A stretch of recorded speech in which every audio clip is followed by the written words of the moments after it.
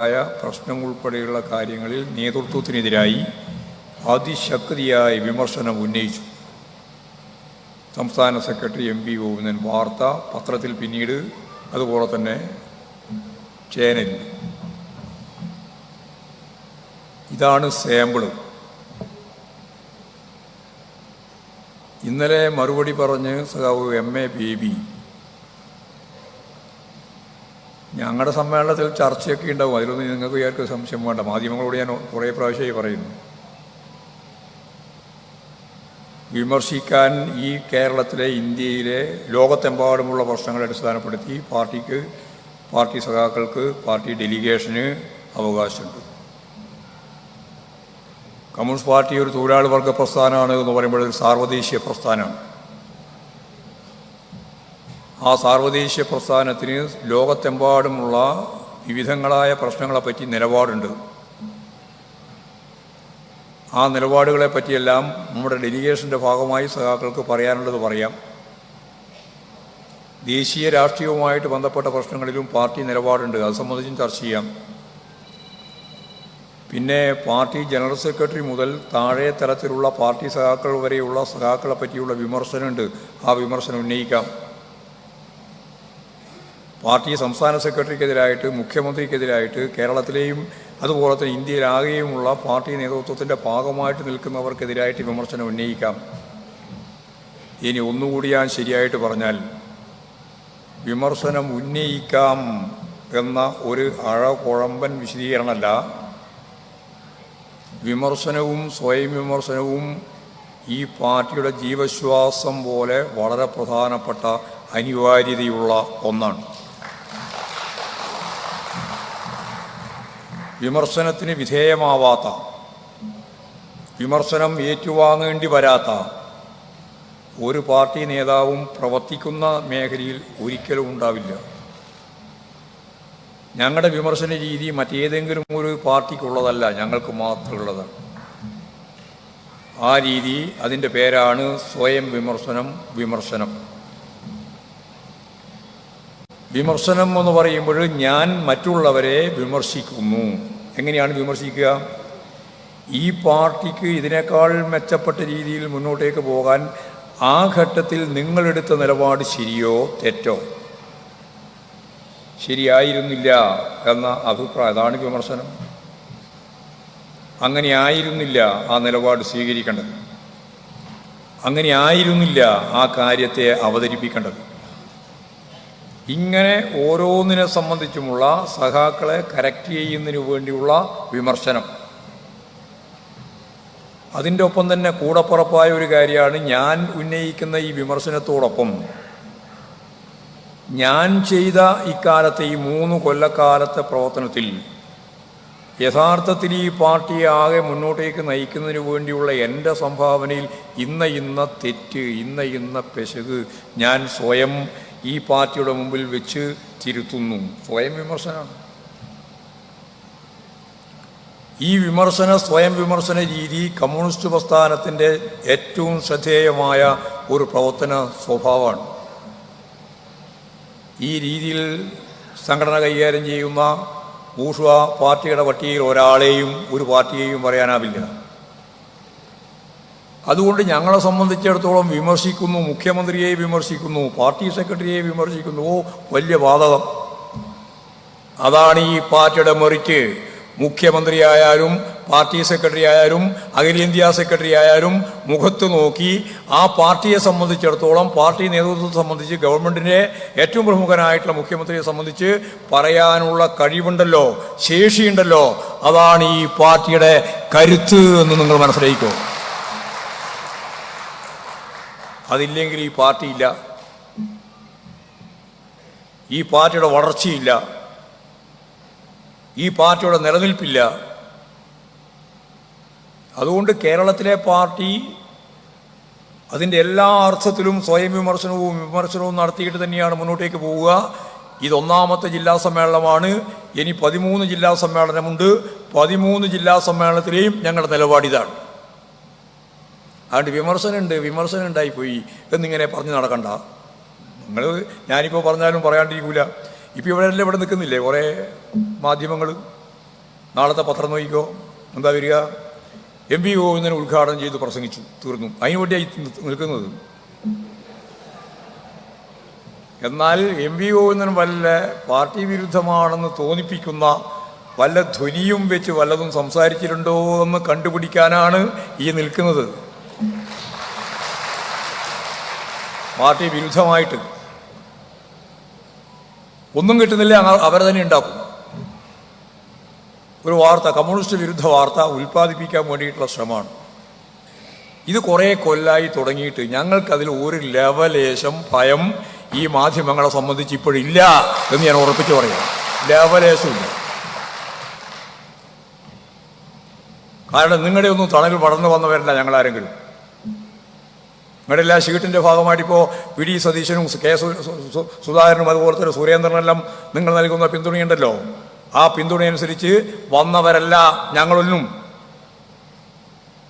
എല്ലാ അർത്ഥത്തിലും മാധ്യമങ്ങൾ ഉൾപ്പെടെയുള്ള ഈ ബൂർഷ്വാ സംവിധാനത്തിൻ്റെ മൂലധന ശക്തികളുടെ നിലപാടിനെതിരായി അതിശക്തിയായ പോരാട്ടത്തിൻ്റെ ഭാഗമായിട്ട് മുന്നോട്ടേക്ക് വന്ന കേഡർമാരാണ് ഇന്നത്തെ പാർട്ടിയുടെ നേതൃനിരയിലുള്ള എല്ലാവരും എന്ന കാര്യം മറക്കണ്ട. അതുകൊണ്ട് ഞങ്ങളിങ്ങനെ കുറേ മാധ്യമങ്ങളും കുറച്ച് ആളുകളും വിചാരിച്ച് കമ്മ്യൂണിസ്റ്റ് പാർട്ടി ഇല്ലാതായി കളയുമെന്നുള്ള തെറ്റിദ്ധാരണ നിങ്ങൾക്ക് വേണ്ട. ഞങ്ങളെല്ലാം എല്ലാ സന്ദർഭത്തിലും പറഞ്ഞത്, ഇപ്പോഴും നിങ്ങൾ മനസ്സിലാക്കണം, ഇത്രയെല്ലാം അപകടകരമായ രീതിയിലുള്ള വാർത്ത ഈ പാർട്ടിക്കെതിരായിട്ട്, പാർട്ടി നേതൃത്വത്തിനെതിരായിട്ട്, മുഖ്യമന്ത്രിക്കെതിരായിട്ട്, ഗവൺമെൻറ്റിനെതിരായിട്ട് അതിശക്തിയായിട്ട് നിങ്ങൾ നടത്തിയിട്ടും ഈ പാർട്ടി നിലനിൽക്കുന്നുണ്ടല്ലോ. ഈ പാർട്ടിക്ക് വളർന്ന് മുന്നോട്ടേക്ക് പോകാൻ സാധിക്കുന്നുണ്ടല്ലോ. എന്തുകൊണ്ടാണ് സാധിക്കുന്നത്? നിങ്ങളെല്ലാം പറയുന്നതെല്ലാം പൂർണ്ണമായിട്ട് വിശ്വസിച്ചാണെങ്കിൽ ഈ കേരളത്തിൽ ഇതുപോലെ ഇടതുപക്ഷ ജനാധിപത്യ പ്രസ്ഥാനത്തിന് മുന്നോട്ടേക്ക് പോകാൻ കഴിയുമോ? നിങ്ങൾ മനസ്സിലാക്കിക്കോ, നിങ്ങൾ പറയുന്നതിൻ്റെ അപ്പുറം കാണാൻ, കേൾക്കുന്നതിൻ്റെ അപ്പുറം കേൾക്കാൻ എല്ലാമുള്ള ശേഷി നേടിയിട്ടുള്ള ഒരു ജനതയാണ് ഇടതുപക്ഷ ജനാധിപത്യ പ്രസ്ഥാനത്തിൻ്റെ ഒപ്പം നിൽക്കുന്ന ഒരു വലിയ ജനവിഭാഗം എന്നുള്ളത് നിങ്ങൾ മറക്കണ്ട. ഇവിടുത്തെ ഏറ്റവും പ്രധാനപ്പെട്ട ശത്രു ആരാന്ന് ചോദിച്ചാൽ പ്രതിപക്ഷമൊന്നുമല്ല. വി ഡി സതീശൻ ഇവർ ഇന്ന് പറഞ്ഞത് നാളെയും കൂടി വായിച്ച് മറ്റന്നാളെ പറയുള്ളൂ. മനസ്സിലായില്ല അല്ലേ പറഞ്ഞത്? ഇന്ന് ഈ മാധ്യമങ്ങൾ പറഞ്ഞത് നാളെ വായിച്ച് മറ്റന്നാളാണ് ആര് പറയുന്നത്? വി ഡി സതീശൻ പറയുന്നത്, സുധാകരൻ പറയുന്നത്. അല്ലാണ്ട് സുധാകരൻ പറഞ്ഞത് നിങ്ങൾ പറയലല്ല, വി ഡി സതീശൻ പറഞ്ഞത് നിങ്ങൾ പറയലല്ല. ലോകത്ത് തന്നെയുള്ള കമ്മ്യൂണിസ്റ്റ് വിരുദ്ധ മാധ്യമ ശൃംഖലയിൽ ഏറ്റവും ശക്തിയായിട്ട് നിൽക്കുന്ന ഭൂതലം ഏതാണ് എന്നതിന് ഒറ്റ ഉത്തരവേ ഉള്ളൂ, അത് ഈ കേരളമാണ്. ഞാൻ ഒന്നും കൂടി പറയാതെ ആവർത്തിക്കാം. ലോകത്തെ കമ്മ്യൂണിസ്റ്റ് വിരുദ്ധ ആശയ നിർമ്മിതിയിൽ ഏറ്റവും കൂടുതൽ പങ്കുവഹിക്കുന്ന മാധ്യമ ശൃംഖലയുടെ നാട് ഈ കേരളമാണ് എന്നാണ് പറഞ്ഞതിൻ്റെ അർത്ഥം. മാത്രമല്ല, വലതുപക്ഷ ആശയ നിർമ്മിതി അതവിടെ വർഗപരമായ കാഴ്ചപ്പാടാണ്. വലതുപക്ഷ ആശയ നിർമ്മിതിക്ക് ഇതുപോലെ ഈ കേരളം പോലെ ഈ രീതിയിൽ പ്രവർത്തിക്കുന്ന മാധ്യമ ശൃംഖല ലോകത്ത് തന്നെ അപൂർവവുമാണ്. അത് ഇല്ലയെന്ന് ഞാൻ പറയുന്നില്ല, അപൂർവമാണ്. ഇങ്ങനെയുള്ള ഒരു സാഹചര്യത്തെയാണ് കേരളത്തിലെ കമ്മ്യൂണിസ്റ്റ് പാർട്ടി അതിജീവിക്കേണ്ടത്. ഈ കാര്യം ജനങ്ങളിൽ എത്തിക്കുകയും ജനങ്ങളെ ഇതിൻ്റെ ഭാഗമായിട്ട് അണിനിരത്തിക്കൊണ്ട് തന്നെ ഈ കള്ളപ്രചാരവേല വ്യാപകമായി നടത്തിക്കൊണ്ടിരിക്കുന്ന കമ്മ്യൂണിസ്റ്റ് വിരുദ്ധത, നിരന്തരമായിട്ട് നടത്തിക്കൊണ്ടിരിക്കുന്ന വലതുപക്ഷ ആശയ നിർമ്മിതി, ഇതിനെല്ലാം അതിജീവിച്ചുകൊണ്ട് തന്നെ വേണം കമ്മ്യൂണിസ്റ്റ് പാർട്ടിക്കും പ്രസ്ഥാനത്തിനും ഇടതുപക്ഷ ജനാധിപത്യ മുന്നണിക്കും മുന്നേറാൻ. അങ്ങനെ മുന്നേറിയ അനുഭവമാണ് പാർട്ടിക്കുള്ളത്. നിങ്ങൾ കുറച്ച് ചരിത്രം പഠിച്ചു നോക്കിയാൽ മനസ്സിലാവും. ഇതിപ്പോൾ തുടങ്ങിയതൊന്നുമല്ല. ഇത് കേരളത്തിൽ ആരംഭിച്ചത് 1957-ലാണ്. 1957 സഖാ VMSന്റെ ഗവൺമെൻറ് ഇന്ത്യയുടെ ചരിത്രത്തിലാദ്യമായി പാർലമെൻ്ററി ജനാധിപത്യ സംവിധാനത്തിൻ്റെ ഭാഗമായിട്ടൊരു പാർട്ടി, കമ്മ്യൂണിസ്റ്റ് പാർട്ടി നിയമസഭയിലെങ്കിലും അധികാരത്തിലേക്ക് വന്നത് ഈ കേരളത്തിലാണ്. ലോക ചരിത്രത്തിൽ ആദ്യമായിട്ട് കേരളത്തിന് ചരിത്രത്തിൻ്റെ ഭാഗമായിട്ട് ഒന്നാമത്തെ സ്ഥാനം അതാണ്. ചിലർ പറയുന്നുണ്ട് ഈ കേരളത്തെ പറ്റി അമേരിക്കയിൽ ഇരിക്കുന്നവർക്ക് എന്താണ് അറിയാം. അമേരിക്കയിൽ ഇരിക്കുന്നവർക്ക് നന്നായിട്ടറിയാം. ലോകത്തെമ്പാടുമുള്ള കമ്മ്യൂണിസ്റ്റ് വിരുദ്ധ ശക്തികൾക്ക് അതിൻ്റെ ഗവേഷണം നടത്തുന്നവർക്ക് ഏറ്റവും നന്നായിട്ട് അറിയുന്ന ഒരു പേരാ കേരളം. ആ കേരളത്തിലാണ് 1957 ആദ്യത്തെ കമ്മ്യൂണിസ്റ്റ് പാർട്ടി നേതൃത്വത്തിൽ സ്വതന്ത്രന്മാർ കൂടിച്ചേർന്ന്, അന്ന് മുന്നണിയൊന്നുമില്ല, സ്വതന്ത്രന്മാരാണ്, 6 സ്വതന്ത്രന്മാരുണ്ടായിരുന്നു. വി ആർ കൃഷ്ണയ്യരെ പോലെ പ്രഗത്ഭരായിട്ടുള്ള ആളുകൾ, എ ആർ നായരെ പോലുള്ള ആളുകൾ, എ ആർ മേനോൻ, അതുപോലുള്ള നിരവധി ആളുകളുണ്ടായിരുന്നു. അവരെല്ലാം ചേർന്ന് രൂപീകരിച്ച ജോസഫ് മുണ്ടശ്ശേരിയെ പോലെ ആ ഗവൺമെൻറ്, ആദ്യത്തെ ഗവൺമെൻറ്, 57 ഗവൺമെൻറ്, ആ ഗവൺമെൻറ്റിനെതിരായിട്ടാണ് കേരള ചരിത്രത്തിൽ എല്ലാ ജാതി മത വർഗീയ ശക്തികളെയും ചേർത്തുകൊണ്ട് കോൺഗ്രസ് നേതൃത്വത്തിൽ വിമോചന സമരസഖ്യമുണ്ടാക്കിയത്. എല്ലാ പിന്തിരിപ്പൻ ശക്തികളെയും ചേർത്ത് ഇന്ത്യ കണ്ട ഏറ്റവും പിന്തിരിപ്പനായ ഒരു കൂട്ടു സംവിധാനത്തെ രൂപപ്പെടുത്തിയത് കമ്മ്യൂണിസ്റ്റ് പാർട്ടിയുടെ നേതൃത്വത്തിലുള്ള 57 അധികാരത്തിൽ വന്ന ഗവൺമെൻറ്റിനെതിരായി അതിൻ്റെ അന്ത്യം കുറിക്കാൻ ഭരണഘടനാ വകുപ്പിലെ ഏറ്റവും വൃത്തികെട്ട വകുപ്പ് കൂടി ചേർത്ത് അതിനെ പിരിച്ചുവിടുന്നതിന് വേണ്ടി യഥാർത്ഥത്തിൽ വിമോചന സമരം നയിച്ചത് ഈ മതവർഗീയ ശക്തികളെല്ലാം ചേർന്നുകൊണ്ടാണ്. ഇപ്പോഴും തുടങ്ങിയതല്ല ഇത്. ഞങ്ങളുടെ പാർട്ടി സംസ്ഥാന കമ്മിറ്റി പറഞ്ഞൊരു മഴവിൽ സഖ്യം അന്ന്, അതിൻ്റെ പുതിയ രൂപമാണ് ഇപ്പോഴിവിടെ. അതിലൊന്ന് ഹിന്ദു വർഗീയവാദികൾ ഉൾപ്പെടെയുള്ള വർഗീയ ശക്തികളെല്ലാം ഒരു ഭാഗത്തും, മറുഭാഗത്ത് ജമാഅത്ത് ഇസ്ലാമിയും അതുപോലെ തന്നെ SDPIയും ഉൾപ്പെടെ ചേർന്ന് മുസ്ലിം ലീഗ് എന്ന് പറയുന്ന മതനിരപേക്ഷ ഉള്ളടക്കത്തോട് പ്രവർത്തിക്കുന്നുവെന്ന് അവകാശപ്പെടുന്ന പാർട്ടിയുടെ അനുയായികളെ ഉൾപ്പെടെ നയിക്കുന്നത് ജമാഅത്ത് ഇസ്ലാമിൻ്റെയും SDPയുടെയും നേതൃത്വത്തിലുള്ള ആളുകളായി മാറുന്ന ഒരു പുതിയ ചിത്രം. മുസ്ലിം ലീഗിൻ്റെ അണികളെ ആ തരത്തിലേക്ക് മാറ്റി വർഗീയവൽക്കരിക്കാനുള്ള ശ്രമം, അത് ഞങ്ങൾ കൃത്യമായിട്ട് പറഞ്ഞു. കഴിഞ്ഞ പാർലമെൻറ്റ് തെരഞ്ഞെടുപ്പിൻ്റെ ഭാഗമായിട്ട് കേരളത്തിൽ ഒരറ്റം മുതൽ മറ്റൊരറ്റം വരെ ഒരു സ്ഥാനാർത്ഥിയെ നിർത്താതെ ഇടതുപക്ഷ ജനാധിപത്യ മുന്നണിയെ പരാജയപ്പെടുത്താൻ വേണ്ടി മുസ്ലിം ലീഗിൻ്റെയും കോൺഗ്രസിൻ്റെയും ഗുണഭോക്താവ് കോൺഗ്രസ്സാണ് പ്രധാനമായിട്ട്.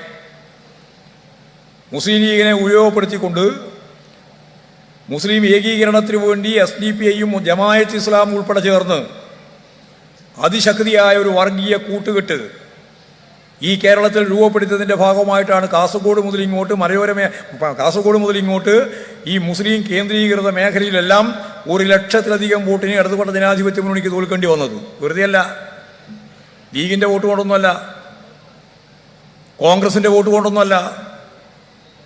7 നിയോജക മണ്ഡലങ്ങൾ ചേരുന്നതാണ് ഒരു പാർലമെന്റ്.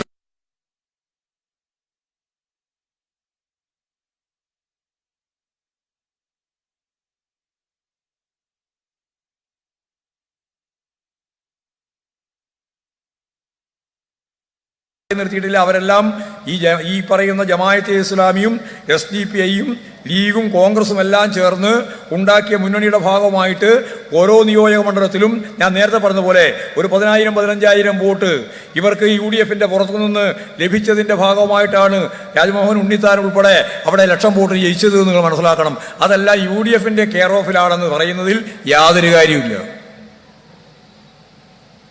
നിങ്ങൾ അങ്ങനെയാണ് ജയിച്ചത്. പക്ഷെ അതിന് ദൂരവ്യാപകമായ ഫലമുളവാക്കാൻ കഴിയും. രാഷ്ട്രീയത്തിൽ വർഗീയതയെ പ്രോത്സാഹിപ്പിച്ച്, അത് ന്യൂനപക്ഷ വർഗീയതയെ പ്രോത്സാഹിപ്പിച്ച് കോൺഗ്രസിൻ്റെ തന്നെ പ്രധാനപ്പെട്ട ഒരു ഭാഗം ഹിന്ദുത്വ മുദ്രാവാക്യങ്ങളോട് മൃദു സമീപനം സ്വീകരിക്കുന്നു എന്നുള്ളതാണ്. അപ്പോൾ മൃദു ഹിന്ദുത്വ സമീപനം വേറൊരു ഭാഗത്ത്, തികച്ചും വർഗീയമായ ജമാഅത്ത് ഇസ്ലാമിനെയും SDPIയെയും ഉപയോഗിച്ചുകൊണ്ടുള്ള സമീപനം വേറൊരു ഭാഗത്ത്. ഇത് രണ്ടും ചേർന്നുകൊണ്ടാണ് ഏറ്റവും അവസാനത്തെ പാലക്കാട് ഉപതെരഞ്ഞെടുപ്പ് നിങ്ങൾ കൈകാര്യം ചെയ്തത്. അങ്ങനെയാണ് AK ആന്റണി തന്നെ പറഞ്ഞല്ലോ, ഞങ്ങൾക്ക് വലിയ ഭൂരിപക്ഷം. നിങ്ങൾക്ക് എവിടുന്നായി ഈ ഭൂരിപക്ഷം കിട്ടിയേ? നിങ്ങളുടെ ഭൂരിപക്ഷം മുമ്പത്തെ പോലെ തന്നെ 3,000-4,000 ഉള്ളൂ, ഇപ്പോഴും അതെ. അപ്പം നിങ്ങൾ വിചാരിക്കും എങ്ങനെ 18,000 വോട്ടിൻ്റെ ഭൂരിപക്ഷം കിട്ടിയിട്ട് 3,000-4,000?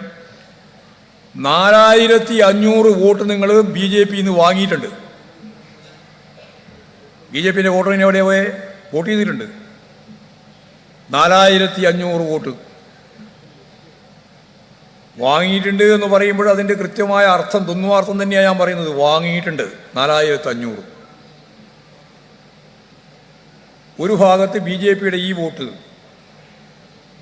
മറുഭാഗത്ത് SDPI പത്രസമ്മേളനം നടത്തിയിട്ട് പറഞ്ഞു, ഞങ്ങൾ 10,000 വോട്ട് നൽകിയിട്ടുണ്ട്. പാലക്കാട് വിജയാഹ്ലാദ പ്രകടനം നടത്തിയ ആദ്യത്തെ വിഭാഗം SDPI ആണ്. വിക്ടോറിയ കോളേജിൻ്റെ മുമ്പിൽ നിന്ന് വോട്ട് എണ്ണിക്കൊണ്ടിരിക്കുമ്പോൾ അവിടെ SDPI പ്രകടനം ആരംഭിച്ചു. ഞങ്ങൾ വർഗീയ പാർട്ടികളിൽ നിന്ന് വോട്ട് വാങ്ങുന്നില്ല എന്ന് സ്ഥാനാർത്ഥി പറഞ്ഞതിനെ പിന്നീട് തിരുത്തി. ശ്രീകണ്ഠൻ പറഞ്ഞു വാങ്ങിയിട്ടുണ്ട് എന്ന്. നിങ്ങൾക്കിടയിൽ തന്നെ തർക്കമാണ്. എത്ര വോട്ട്? 10,000-ലധികം വോട്ട്. ജമാഅത്ത് ഇസ്ലാമിൻ്റെ വോട്ട് കുറേയുണ്ട്. 1-2 ആയിരം മതി. വളരെ സ്വാധീനം കുറവാണ് അവിടെ. ഈ 10,000 SDPIയുടെയും ഒരു 2-3 ആയിരം വോട്ട് കൃത്യമായിട്ട് ജമാഅത്ത് ഇസ്ലാമിൻ്റെയും 4,500 വോട്ട് BJPയിൽ നിന്ന് വാങ്ങിയതും കൂടി ചേർത്ത് കഴിഞ്ഞാൽ ഈ ആന്റണി പറയുന്ന ഏത് ഭൂരിപക്ഷത്തെ പറ്റിയാണ് നിങ്ങൾ പറഞ്ഞുകൊണ്ടിരിക്കുന്നത്?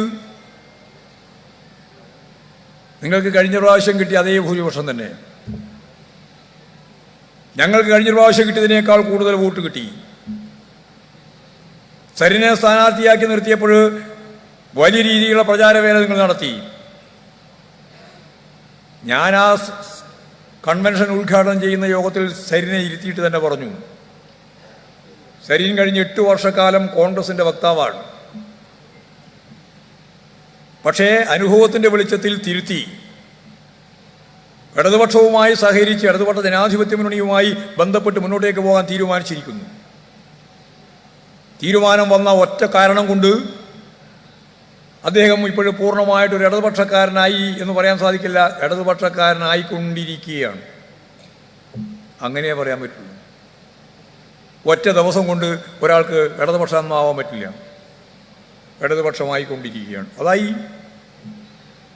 തോറ്റതിന് ശേഷം ഞങ്ങളുടെ പാർട്ടി ഓഫീസിലേക്ക് വന്നു തിരുവനന്തപുരത്ത്. അദ്ദേഹം ഇടതുപക്ഷ പ്രസ്ഥാനവുമായി CPM-വുമായി സഹകരിച്ച് പ്രവർത്തിക്കുമെന്നും പറഞ്ഞു. CPM-ലേക്ക് വളരെ വേഗം തന്നെ മെമ്പർഷിപ്പ് കൊടുത്തിട്ട് സംസ്ഥാന കമ്മിറ്റി എടുക്കാനൊന്നും സാധിക്കില്ല. നിങ്ങൾക്ക് എല്ലാവർക്കും അറിയാലോ. വരുന്നതിന് മുമ്പ് അനുഭാവി ഗ്രൂപ്പിൽ വരണം, പിന്നെ കാൻഡിഡേറ്റ് മെമ്പർഷിപ്പ് കിട്ടും, പിന്നെ പൂർണ്ണ മെമ്പർഷിപ്പ് കിട്ടും. 3 കൊല്ലം പിടിക്കും മിനിമം. അങ്ങനെ പാർട്ടിയിലേക്ക് വരാൻ സാധിക്കുള്ളൂ. വർഗഭോജന പ്രസ്ഥാനങ്ങളിലും അതുപോലെ തന്നെ മറ്റ് സാമൂഹ്യ സേവന മേഖലയിലുള്ള പ്രവർത്തനങ്ങളിലും യോജിപ്പിക്കാം, സഹകരിച്ച് പ്രവർത്തിപ്പിക്കാം.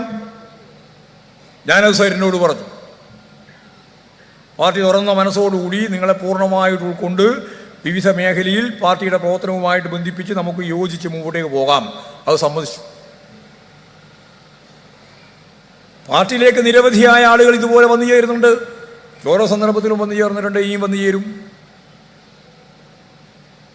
വളരെ വമ്പിച്ച മുന്നേറ്റമാണ് ചേലക്കരയിൽ നമുക്ക് സൃഷ്ടിക്കാനായത്. ഇപ്പോൾ അവർ പറയുന്നത് കഴിഞ്ഞവർ രാധാകൃഷ്ണൻ കിട്ടിയ ഭൂരിപക്ഷം കിട്ടിയില്ല. രാധാകൃഷ്ണൻ തന്നെയാണ് കഴിഞ്ഞ പ്രാവശ്യം 5,000 വോട്ട് കിട്ടിയത്. ആ കാര്യം മിണ്ടുന്നില്ല. ഓരോ പാറ്റേണാണ്. പാർലമെന്റ് തെരഞ്ഞെടുപ്പിൽ രാധാകൃഷ്ണൻ തന്നെയായിരുന്നു ചേലക്കര സ്ഥാനാർത്ഥി. ചേലക്കര ഉൾക്കൊള്ളുന്ന ആലത്തൂരിൻ്റെ സ്ഥാനാർത്ഥി. മാസങ്ങൾക്ക് മുമ്പാണല്ലോ പാർലമെന്റ് തെരഞ്ഞെടുപ്പ് കഴിഞ്ഞത്. രാധാകൃഷ്ണൻ കിട്ടിയ ഭൂരിപക്ഷം എത്രയാ? 5,000 വോട്ടിൻ്റെ ഭൂരിപക്ഷം കിട്ടിയ സ്ഥാനത്ത് ഇപ്രാവശ്യം 12,300 വോട്ട് ഭൂരിപക്ഷം കിട്ടി പ്രദീപന്. അപ്പോൾ അതത്ര നന്നായില്ല എന്നാണ്. ഇവൻ SDPIയുടെയും ജമാഅത്ത് ഇസ്ലാമിൻ്റെയും BJPയുടെയും വോട്ട് വാങ്ങിയിട്ട് ഭൂരിപക്ഷം വർദ്ധിപ്പിച്ചിട്ട് അതാണ് വലിയ ഭൂരിപക്ഷം എന്നാണ്. അതിന് ഈ മാധ്യമങ്ങൾ ഞാൻ എത്ര പ്രാവശ്യം പ്രസംഗിച്ചു, ഇതുവരെ കൊടുത്തില്ല. ഇത് എന്നാ കൊടുക്കുന്ന ആളാ ഞാൻ ഈ പറഞ്ഞ പ്രസംഗം നമുക്ക് നോക്കാം. നിങ്ങൾ കാണുമല്ലോ. കൊടുക്കില്ല. കാരണം അത് UDFനെതിരാണ്. AK ആന്റണി ഉൾപ്പെടെ പറഞ്ഞുകൊണ്ടിരിക്കുന്നതിന് എതിരാണ്. 4,500 വോട്ട് BJPയിൽ നിന്ന് വാങ്ങി. അങ്ങനെ ഞാൻ ഉറപ്പായിട്ട് പറയാം, വെറുതെ പറയുന്നൊന്നുമല്ല. 10,000-ലധികം വോട്ട് അവർ തന്നെ പറഞ്ഞതിനനുസരിച്ച് പത്രസമ്മേളനം വിളിച്ചിട്ട് SDPIക്കാർ തന്നെ പറഞ്ഞു ഞങ്ങൾ 10,000-ലധികം വോട്ട് കൊടുത്തു. ജമാഅത്ത് ഇസ്ലാമിയും ഇതേപോലെ തന്നെ വോട്ട് കൊടുത്തിട്ടുണ്ട്. ഇതെല്ലാം കൂടി ചേർന്നതാണ് നിങ്ങളുടെ ഭൂരിപക്ഷം, അല്ലാണ്ട് UDFന്റെ ഭൂരിപക്ഷമൊന്നുമല്ല. ഇപ്പം എല്ലാവരും പറഞ്ഞു നടന്നുകൊണ്ടിരിക്കുന്നത് ഞങ്ങൾക്ക് നല്ല രീതിയിൽ മുന്നോട്ടേക്ക് പോകാൻ ശേഷി വന്നിട്ടുണ്ട് എന്നാണ്. ഇപ്പോൾ അതാണ് ഗവൺമെൻറ്റിനെതിരായിട്ടുള്ള വികാരമാണത്രേ ഈ കേരളത്തിലുടനീളം ഉണ്ടായിക്കൊണ്ടിരിക്കുന്നത്. എന്തിനാണ് കേരളത്തിലെ ഗവൺമെൻറ്റിനെതിരായിട്ട് വികാരം ഉണ്ടാവേണ്ടത്? ഈ കേരളത്തിൽ ഈ ആധുനിക കേരളത്തെ രൂപപ്പെടുത്തുന്നതിൽ ഏറ്റവും പ്രധാനപ്പെട്ട പങ്ക് വഹിച്ച പാർട്ടിയല്ലേ Communist Party of India, Marxist, ഇടതുപക്ഷ പാർട്ടികൾ. എന്തേ ഉത്തരേന്ത്യയിലെ മറ്റു ചില സംസ്ഥാനങ്ങളിൽ നിന്ന് BJP ഭരിക്കുന്ന കോൺഗ്രസ് ഭരിച്ചിരുന്ന ഇന്ത്യൻ സംസ്ഥാനങ്ങളിൽ നിന്ന് വിഭിന്നമായി ലോകം ശ്രദ്ധിക്കുന്ന ഒരു കേരളം എങ്ങനെയാണ് രൂപപ്പെട്ടു വന്നത്? വെറുതെ വന്നതാണോ? നിങ്ങളുടെ കരുണാകരൻ ഉൾപ്പെടെയുള്ള ആളുകൾ വരുത്തിയതാണോ? ഈ കേരളത്തിൻ്റെ ഇന്നത്തെ അവസ്ഥയിലേക്ക് ഇന്നിപ്പോൾ ഇന്ത്യയുടെ വിവിധ മേഖലയിലുള്ള പൊതുവായിട്ട് വായിക്കുകയും പഠിക്കുകയും ചെയ്യുന്ന ആളുകൾ പറയുന്നത് ഒന്നുമില്ലെങ്കിൽ കേരളം പോലെ ആവണമെന്നാണ്. UP ഒന്നുമില്ലെങ്കിൽ കേരളം പോലെ ആവണം എന്ന് പറഞ്ഞാൽ സോഷ്യലിസം ഒന്നുമല്ല, മുതലാളിത്ത സമൂഹം തന്നെയാണ്. ഇന്ത്യൻ ഭരണകൂടം എന്ന് പറയുന്നത് തൊഴിലാളി വർഗ ഭരണകൂടമല്ല. ഈ ഭരണകൂടത്തെ സംബന്ധിച്ച് പറയുമ്പോൾ നല്ല ധാരണ നമുക്ക് വേണം. എല്ലാ കാര്യവും ഇടതുപക്ഷ ജനാധിപത്യ മുന്നണി ഗവൺമെൻറ് പൂർത്തിയാക്കുമെന്നുള്ള തെറ്റിദ്ധാരണയും നിങ്ങൾക്ക് ഉണ്ടാവണ്ട. എന്നാൽ ഒന്നും ചെയ്യാൻ സാധിക്കില്ല എന്നുള്ള തെറ്റിദ്ധാരണയും വേണ്ട. ഒരുപാട് കാര്യം ചെയ്യാൻ പറ്റും, ചെയ്തിട്ടുണ്ടല്ലോ. 1957 സഖാ VMSന്റെ ഗവൺമെൻറ് അധികാരത്തിൽ വന്നിട്ട് 5-ാമത്തെ ദിവസം കഴിഞ്ഞ് 6-ാമത്തെ ദിവസമാണ് ഒരു ഓർഡിനൻസ് ഉണ്ടാക്കിയത്. ആ ഓർഡിനൻസ് എന്താ അറിയോ? ഒരു ഇന്ത്യൻ സംസ്ഥാനത്തിലും ഇതുവരെയെന്തും ഇപ്പോഴുവരെ ഒരു കോൺഗ്രസിൻ്റെയും BJPയുടെയും ഗവൺമെൻറ് നടപ്പിലാക്കാൻ കൂട്ടാക്കാത്ത ഒരു ഓർഡിനൻസാണ് 1957 ഏപ്രിൽ മാസം 11-ാം തീയതി ഗവർണർ ഒപ്പിട്ട് ഇറക്കിയ ഓർഡിനൻസ്. അതെന്താ? അതാണ് ഈ കേരളത്തെ ഇന്നത്തെ കേരളമാക്കി രൂപപ്പെടുത്തുന്നതിന് അസ്ഥിവാരം പടുത്തത്. അതിലാണ് പറഞ്ഞത് ആദ്യമായിട്ട് ഈ കേരളത്തിലെ ജന്മിമാർ, ഭൂപ്രമാണിമാർ, അവരുടെ കുടികിടപ്പുകാർ, കൈവശ കൃഷിക്കാർ, കുടിയാന്മാർ, അവരെ ഇനി ഭൂമിയിൽ നിന്ന് ഒഴിപ്പിക്കരുത് എന്ന ഒഴിപ്പിക്കൽ വിരുദ്ധ ഓർഡിനൻസ്. ഒഴിപ്പിക്കൽ വിരുദ്ധ ഓർഡിനൻസോടുകൂടി നമ്മൾ പറയുന്ന ഒരു കാര്യം, അവർക്ക് തനിക്കിടം കിട്ടുമ്പോഴാണ് തൻ്റെ ഇടം. തനിക്കിടമില്ലെങ്കിൽ പിന്നെ തൻ്റെ ഇടമില്ല. മലയാളി തൻ്റെ ഇടിയായത് അപ്പോഴാണ്. കർണാടകക്കാരനും തമിഴ്നാടുകാരനും തമ്മിലുള്ള വ്യത്യാസം അവിടെയാണ്. അത് 57 സഖാ VMSന്റെ ഗവൺമെൻറ്റോട് കൂടിയാണ്. നിൽക്കാൻ ഒരിടം, വെച്ചുകാണലും കങ്കാണിയും നൂരിയും മുക്കാലും വാശിയും വണ്ണാത്തി മാറ്റിമുടക്കലും കല്ലും തോലും വെച്ചുകെട്ടലും കൂലിയാനും ഉൾപ്പെടെയുള്ള അക്രമ പിരിവുകൾ ജന്മിവർഗം ഈ കേരളത്തിൽ നടത്തിയിട്ടുള്ള കടന്നാക്രമങ്ങൾ നിങ്ങളെന്നെ കമ്മ്യൂണിസ്റ്റാക്കി ഉൾപ്പെടെ കാണുമ്പോഴാണ് മനസ്സിലാവുക ജനങ്ങൾക്ക്. ഈ അക്രമ പിരിവുകൾക്ക് നേതൃത്വം കൊടുത്ത ജന്മി, ഭൂപ്രമാണി, അടിമകളെപ്പോലെ ജീവിച്ച പാവപ്പെട്ട കുടികിടപ്പുകാരൻ, അവൻ്റെ ജീവിതത്തെ വലിയ രീതിയിൽ സ്വാധീനിച്ച ആദ്യത്തെ ഓർഡിനൻസ്. അതാണ് EMSന്റെ ഗവൺമെൻറ്റിൻ്റെ ആദ്യത്തെ പരിപാടി. 6-ാമത്തെ ദിവസം കാർഷിക മേഖലയിൽ ഉണ്ടാക്കിയ മാറ്റം. വിദ്യാഭ്യാസ മേഖല എല്ലാവരോടും പറഞ്ഞു സ്കൂളിലേക്ക് പോകാൻ. സ്കൂളിൽ ചേരേണ്ടുന്ന മുഴുവൻ കുട്ടികളെയും പൂർണ്ണമായ അർത്ഥത്തിൽ സ്കൂളിലേക്ക് ചേർത്തു. പട്ടിണി കിടക്കുന്ന പാവപ്പെട്ട മനുഷ്യനോട് പറഞ്ഞു, നിന്റെ കുട്ടികൾ ഇനി പട്ടിണി കിടക്കേണ്ടതില്ല, ഉച്ചക്ക് കഞ്ഞി. കേരളത്തിൻ്റെ ചരിത്രത്തിലെ ആദ്യത്തെ ഒരു നാഴികക്കല്ലാണ് ഉച്ചക്ക് കഞ്ഞി. പട്ടിണി കിടക്കുന്ന കുട്ടികളെല്ലാം സ്കൂളിലേക്ക്. ആ തലമുറയിൽ നിന്നാണ് പുതിയ തലമുറയിലേക്ക് 2 തലമുറയായി. അന്ന് പഠിച്ച രക്ഷിതാക്കളുള്ള ആ തലമുറ, അവരുടെ മക്കളുമായി. ഇപ്പോഴിന്ത്യയിലെ മറ്റു ചില സംസ്ഥാനങ്ങളിൽ നിന്ന് വ്യത്യസ്തമായിട്ട് ഈ കേരളത്തിലെ ഈ 3-ാം തലമുറ അഭ്യസ്തവിദ്യരായ യുവാക്കളാണ്, ഒരാളൊഴിയാതെ. ഇന്ത്യയിലെ ഏതെങ്കിലും സംസ്ഥാനത്തിലുണ്ടോ ഇങ്ങനെ? പട്ടികജാതിക്കാരനും പട്ടികവർഗക്കാരനും പിന്നോക്കക്കാരനും ഓട്ടോറിക്ഷക്കാരനും ചുമട്ടുതൊഴിലാളിയും ചെത്തുതൊഴിലാളിയും കശുവണ്ടി തൊഴിലാളി ഉൾപ്പെടെ ഈ കേരളത്തിൽ അങ്ങോളം ഇങ്ങോളമുള്ള മുഴുവൻ കുടുംബങ്ങളിലെയും പുതിയ തലമുറ അഭ്യസ്തവിദ്യരായ യുവാക്കളാണ്.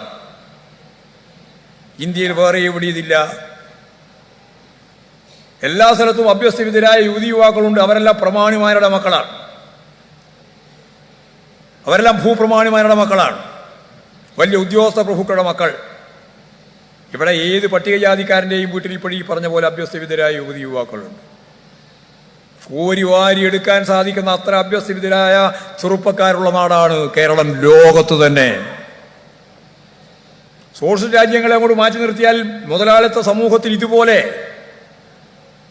ഉന്നത വിദ്യാഭ്യാസം നേടിയിട്ടുള്ളൊരു പുതിയ സമൂഹം,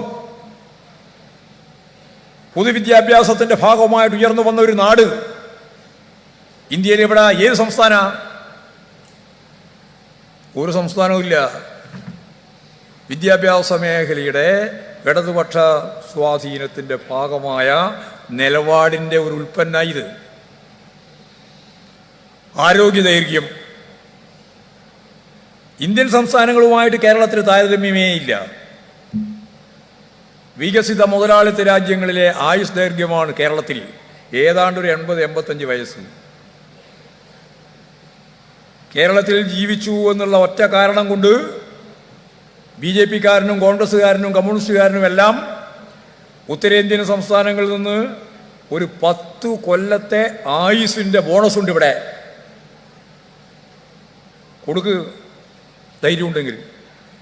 ഒന്നുകൂടി ഞാൻ പറയാം, ഉത്തരേന്ത്യൻ സംസ്ഥാനങ്ങളുമായി താരതമ്യം ചെയ്യുമ്പോൾ കേരളത്തിൻ്റെ മനുഷ്യൻ്റെ ആയുസ് നിങ്ങളുമായി 10 കൊല്ലത്തെ ബോണസാണ് ഈ കേരളത്തിലുള്ളത്. വെറുതെ ഉണ്ടായതല്ല. പട്ടിണി അവസാനിപ്പിക്കാൻ കഴിഞ്ഞ നാടാണ് ഈ കേരളം. അതും വെറുതെ അവസാനിച്ചതല്ല. രണ്ടാം പിണറായി ഗവൺമെൻറ് അധികാരത്തിൽ വന്നപ്പോൾ ചോദിച്ചു, എന്താ ഗവൺമെൻറ് കേരളത്തിലെ അതിദാരിദ്ര്യത്തിൻ്റെ അവസ്ഥ? അപ്പോൾ പറഞ്ഞു 7% പട്ടിണിക്കാരുണ്ട്.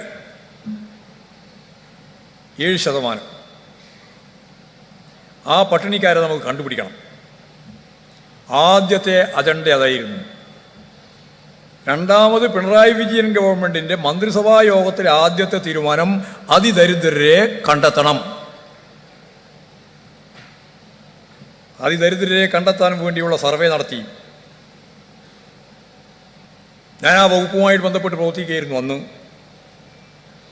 ഞങ്ങൾ കൃത്യമായിട്ട് കണ്ടെത്തി, ഒരു കൊല്ലം പൂർത്തിയാകുന്നതിന് മുമ്പ് അതിദരിദ്രരായ കുടുംബങ്ങളുടെ എണ്ണം 64,006. കേന്ദ്ര ഗവൺമെൻറ്റിന് ഇപ്പോഴവസാനത്തെ കണക്ക് വന്നു. ഇപ്പോൾ അതിദാരിദ്ര്യം അനുഭവിക്കുന്നവർ കേരളത്തിൽ എത്ര?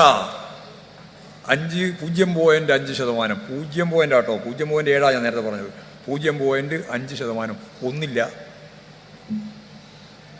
ഉത്തരേന്ത്യയിലെ കോൺഗ്രസ്സുകാരനും BJP-കാരനും ഭരിച്ചിരുന്നതും ഭരിക്കുന്നതുമായ സംസ്ഥാനങ്ങളിൽ 32, 35, 40 അതിദാരിദ്ര്യം, പട്ടിണി എന്ന് പറഞ്ഞാൽ 100-ൽ 35 പട്ടിണി കിടക്കുക. ഇവിടെ 100-ൽ ഒരാളില്ല, അര. അപ്പോൾ അരിയുണ്ടാവില്ലോ, അതുകൊണ്ട് 200-ൽ ഒരാൾ. ഇത് വെറുതെ വന്നതല്ല. 1967 VMS-ന്റെ ഗവൺമെൻറ് വീണ്ടും വന്നു. 67 അധികാരത്തിൽ വന്ന ഗവൺമെൻറ് 1969 ഒക്ടോബർ 14 അന്നൊരു നിയമം പാസ്സാക്കാൻ വേണ്ടി തീരുമാനിച്ചു. ഗൗരിയമ്മയാണ് ആ ബില്ല് പൈലറ്റ് ചെയ്തത്. അതിൻ്റെ പേര് കാർഷിക ഭൂപരിഷ്കരണ ഭേദഗതി നിയമം. ആ കാർഷിക ഭൂപരിഷ്കരണ ഭേദഗതി നിയമത്തെ തുടർന്ന് പിന്നീട് അധികാരത്തിൽ വന്ന ഗവൺമെൻറ് സ്വാഭാവികമായിട്ടും നമ്മുടെ നിലപാടിനോട് യോജിക്കുന്ന ഗവൺമെൻറ് അല്ല. കരുണാകരൻ ഉൾപ്പെടെയുള്ളവരാണ്. കേരളം വേണമെങ്കിൽ പോയി മാറ്റി പറയാം, ഞാനതിലേക്ക് ഇപ്പം കിടക്കുന്നില്ല. ആ ഗവൺമെൻറ് ആ നിയമം നടപ്പിലാക്കാൻ കൂട്ടാക്കാത്ത ഗവൺമെൻറ്റാണ് വർഗ നിലപാടിനനുസരിച്ച്. ഞാൻ നേരത്തെ പറഞ്ഞില്ലേ, നിയമം പാസ്സാക്കി പെട്ടെന്ന് തന്നെ ഗവൺമെൻറ് പോയി. നമ്മുടെ ഗവൺമെൻറ് പോയി, മറ്റേ ഗവൺമെൻറ് വന്നു. 1969 ഡിസംബർ 14, ഒക്ടോബർ 14 നിയമം. ഡിസംബർ 14 ആലപ്പുഴ അറവുകാട് മൈതാനം, ഒരു ക്ഷേത്ര മൈതാനമാണ് വലിയ, ഇപ്പോഴും ഉണ്ടത്. 5 ലക്ഷത്തിലധികം ആളുകൾ പങ്കെടുത്തൊരു വലിയ മഹാസമ്മേളനം. കാർഷിക ഭൂപരിഷ്കരണ ഭേദഗതി നിയമം എന്ന് പറഞ്ഞാൽ ഒരു വർഗം അല്ലെങ്കിൽ 2 വർഗം ഈ ഭൂമുഖത്തില്ലാതാവുന്ന ഒരു നിയമനിർമ്മാണമാണ്. ഏതാ ആ വർഗം? ഇന്ത്യയിൽ ഇപ്പോഴും ആ വർഗമുണ്ട്, പക്ഷേ കേരളത്തിലില്ല. കേരളത്തിലില്ലാതായി പോയ ആ വർഗീയത പറഞ്ഞോ. പിന്നെ വെറുതെ ഇങ്ങനെ കേട്ടിരുന്നിട്ടൊന്നും കാര്യമില്ല. ഏത് വർഗമാണ് ആ നിയമത്തെ അടിസ്ഥാനപ്പെടുത്തിയിട്ട് ഇന്ത്യയിൽ മറ്റെല്ലാ സ്ഥലത്തും ഉള്ളപ്പോൾ അന്നേ 1969 ആ നിയമം പാസ്സാക്കുന്നതോടും ഇല്ലാതായി പോയത് എവിടെയാ? കേരളത്തിലാണ്. ഏതാ ആ വർഗം? ജമ്മി ആണെങ്കിൽ ആ വർഗം ഒറ്റക്ക് നിൽക്കില്ല. വർഗം എന്ന് പറഞ്ഞാൽ വർഗങ്ങളാണ്, ദ്വന്ദ്വമാണ്. കുടിയാൻ അല്ലെങ്കിൽ കുടികിടപ്പുകാരൻ, രണ്ട് വർഗമില്ല ഇപ്പോൾ. ജമ്മിയുമില്ല കുടിയാനും ഇല്ല. ഉണ്ടോ? എവിടെയും കണ്ടിട്ടുണ്ടോ നിങ്ങൾ കുടിയാന? ഉണ്ടോ എവിടെയെങ്കിലും? എവിടെയെങ്കിലും ജമ്മിയെ കണ്ടിട്ടുണ്ടോ? ഇല്ല. ജന്മിത്വം അവസാനിപ്പിച്ചു. അടിസ്ഥാനപരമായ നിലപാടുകൾ പോലും കൈകാര്യം ചെയ്യാൻ സാധിക്കുന്ന സാധ്യത ഇടതുപക്ഷ ഗവൺമെൻറ്റിനുണ്ട് എന്ന് തെളിയിച്ചതാണത്. വെറും സഹായം കൊടുക്കൽ മാത്രമല്ല,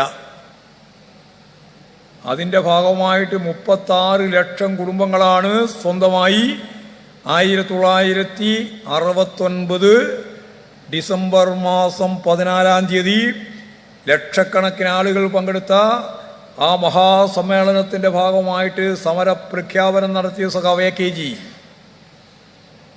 കെ ജി പറഞ്ഞു, 1970 ജനുവരി മാസം 1 നിങ്ങൾ നിയമം നടപ്പിലാക്കിയാലും നടപ്പിലാക്കിയില്ലെങ്കിലും ഞങ്ങൾ ഇന്ന് പ്രഖ്യാപിക്കുന്നു, ഈ നിയമം ഞങ്ങൾ നടപ്പിലായതായി പ്രഖ്യാപിക്കുന്നു. ലോക ചരിത്രത്തിലെ അപൂർവ സംഭവങ്ങളിൽ ഒന്നാണ്. കേരളം വെറുതെ ഇങ്ങോട്ട് വന്നതല്ല, അതാ ഞാൻ പറഞ്ഞു വരുന്നത്. നിങ്ങൾ നടപ്പിലാക്കിയാലും നടപ്പിലാക്കിയില്ലെങ്കിലും 1970 ജനുവരി മാസം 1-ാം തീയതി ഈ നിയമം നടപ്പിലായതായി ഞങ്ങളിതാ പ്രഖ്യാപിക്കുന്നു. പാർലമെന്റേതര മാർഗം, പാർലമെന്ററി മാർഗമനുസരിച്ച് നിയമനിർമ്മാണം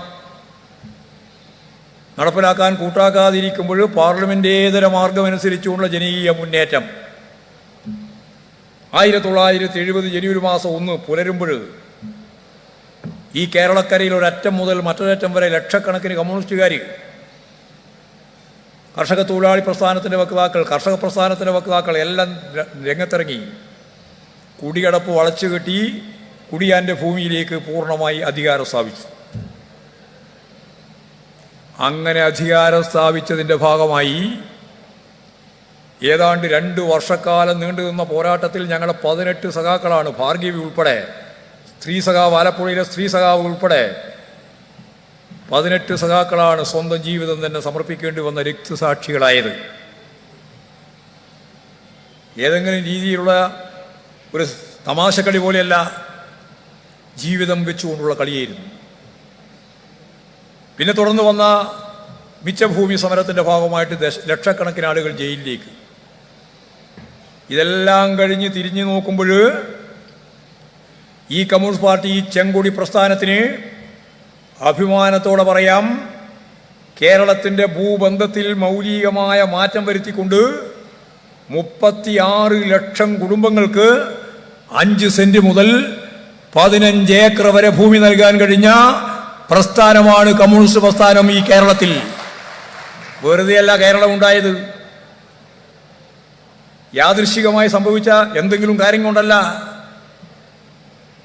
36 ലക്ഷം കുടുംബങ്ങൾക്ക് എന്ന് പറഞ്ഞാൽ അന്നത്തെ ആകെ ഉണ്ടായിരുന്ന കുടുംബങ്ങളിൽ ഭൂരിപക്ഷത്തിന് സ്വന്തമായിട്ട് ഭൂമി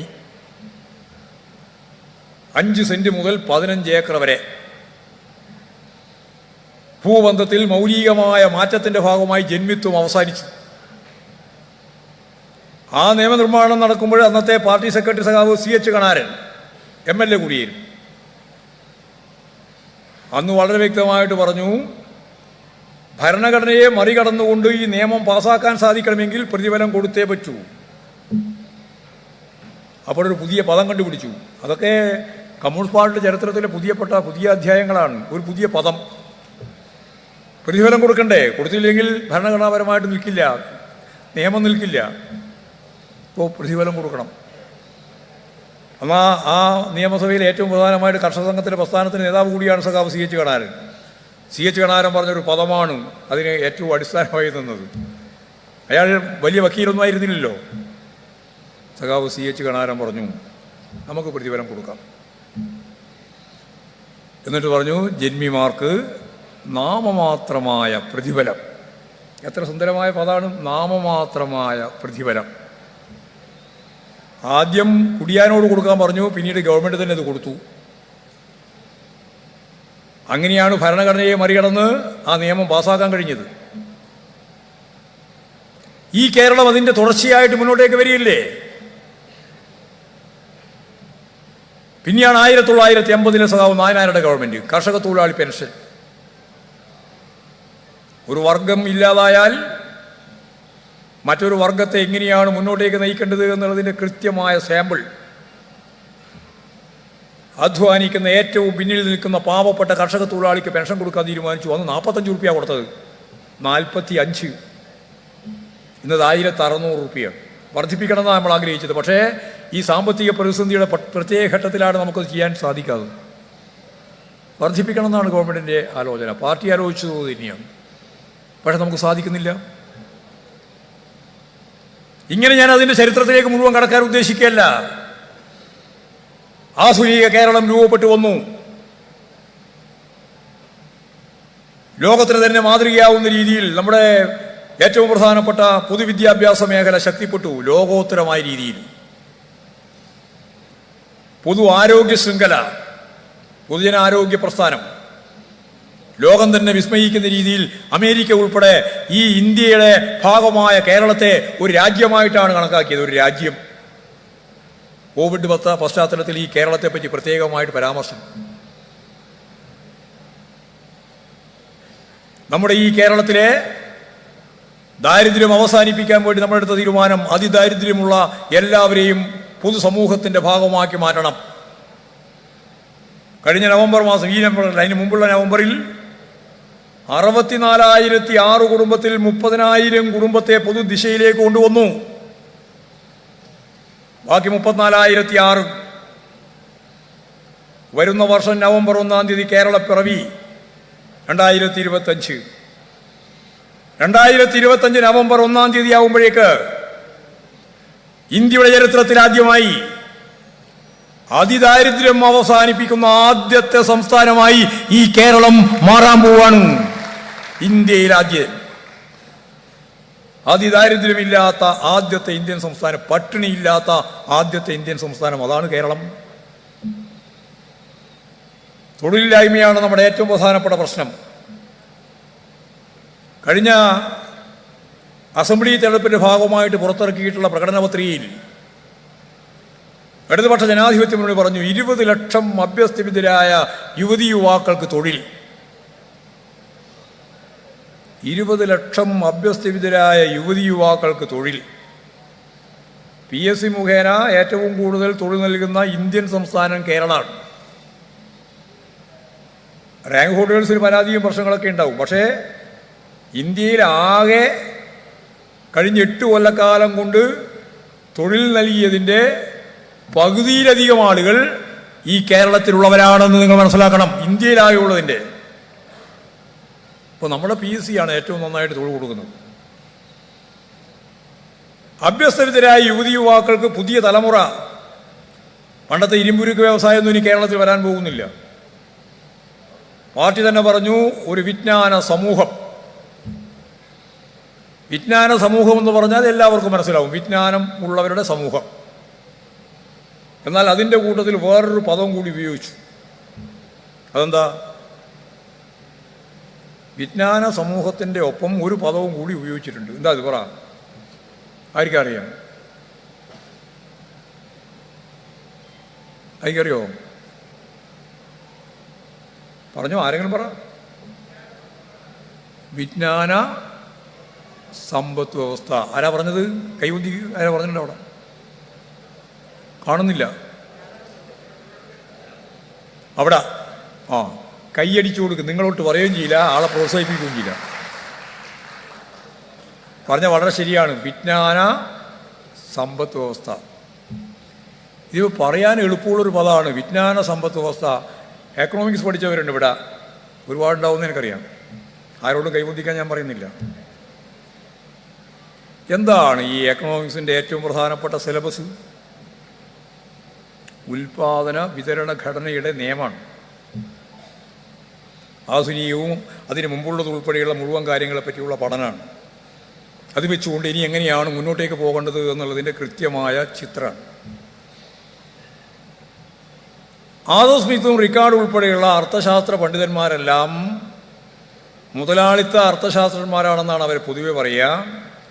അവരെല്ലാം പറയുന്നത് സമ്പദ് വ്യവസ്ഥയുടെ നട്ടെല്ലെന്താണ്, അത് നിങ്ങൾക്ക് പറയാം.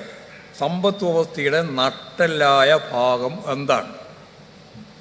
എന്തുണ്ടെങ്കിലേ മുതലാളിത്ത ഉൽപാദന വിതരണ ഘടന ശക്തിപ്പെടുകയുള്ളൂ. മൂലധനം. മൂലധനം എന്ന് പറഞ്ഞാൽ മാത്രം പറഞ്ഞാൽ പൂർണ്ണമാവില്ല. പണമൂലധനം.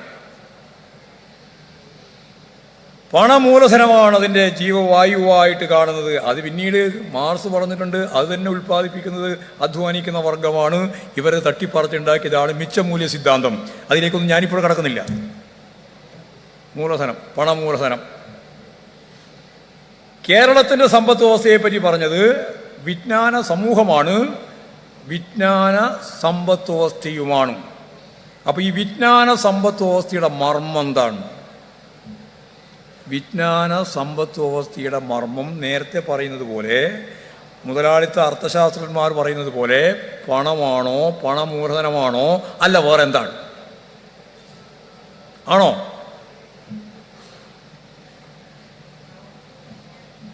പണമൂലധനമല്ല, അതിനു പകരം ഒരു പുതിയ മൂലധനമാണ്. ആ മൂലധനം ഏതാ? ഞാനിത് പറഞ്ഞാൽ തന്നെ മറുപടി പറയാൻ പറ്റുന്നതാണ്. പറ, ആ മൂലധനം ഏതാണെന്ന്? വിജ്ഞാന സമൂഹത്തിലെ മൂലധനം എന്താണ്, എന്തായിരിക്കും?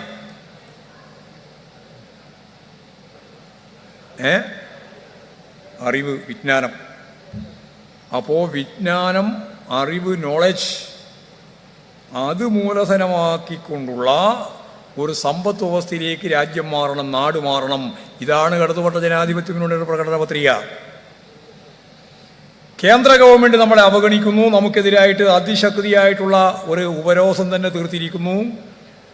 മുണ്ടക്കൈ അതുപോലുള്ള ചൂരൽമല ദുരന്തത്തിന് പാവപ്പെട്ട മനുഷ്യരടയായി അതിന് വിധേയമായി നമ്മളാകെ അതിന് പിന്നിൽ അണിനിരുന്നു. ജനങ്ങളാകെ, ഇന്ത്യൻ പ്രധാനമന്ത്രി തന്നെ വന്നു, സന്ദർശിച്ചു. അവരെല്ലാം, ആശുപത്രിയിലുള്ളവരെ ഉൾപ്പെടെയെല്ലാം, കുട്ടികൾ ഉൾപ്പെടെ ലാളിച്ച് തിരിച്ചുപോയി. നമുക്ക് പണം തരുമെന്ന് വിചാരിച്ചു. ഇന്നേ വരെ 4 മാസമായി ഒറ്റ പൈസ തന്നിട്ടില്ല, ഒരു പൈസയും തന്നിട്ടില്ല.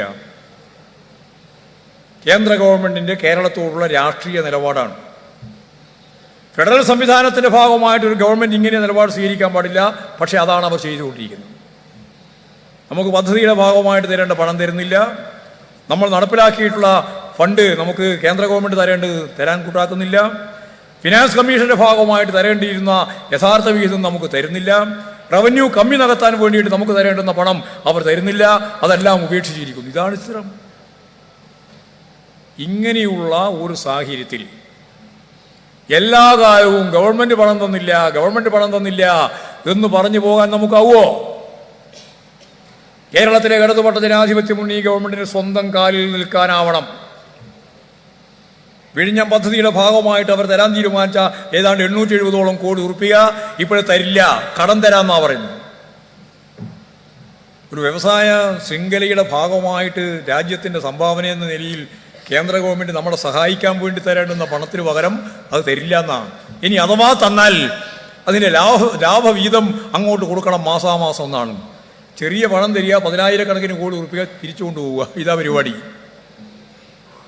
അപ്പോൾ കേരളം ഒരു സംശയമില്ലാത്ത രീതിയിൽ ഉറപ്പിച്ച് ഞാൻ പറയാം, ഇവരെ ആകെ ഷീട്ടിൽ നിൽക്കാൻ നമുക്കാവില്ല. നമ്മുടെ വിജ്ഞാനത്തെ, നമ്മുടെ നോളജിനെ അടിസ്ഥാനപ്പെടുത്തിയിട്ട് ഒരു സമ്പദ് വ്യവസ്ഥ രൂപപ്പെടുത്തിയെടുക്കുക തന്നെ വേണം. അങ്ങനെ വരുമ്പോൾ നമുക്ക് 2 കാര്യങ്ങളാണ്. ഒന്ന്, ആധുനിക സജ്ജീകരണങ്ങളോടുകൂടിയുള്ള വ്യവസായ ശൃംഖലകൾ വിജ്ഞാനാധിഷ്ഠിതമായി. 2, വിജ്ഞാനാധിഷ്ഠിതമായ സംവിധാനം ഉപയോഗിച്ചുകൊണ്ടുള്ള നമ്മുടെ സംരംഭക പ്രവർത്തനം.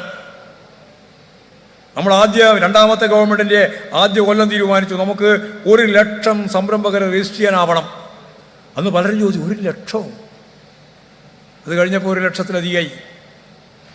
രണ്ടാമത്തെ കൊല്ലം പറയുമ്പോൾ 2,40,000 100 കോടി രൂപ വരെ.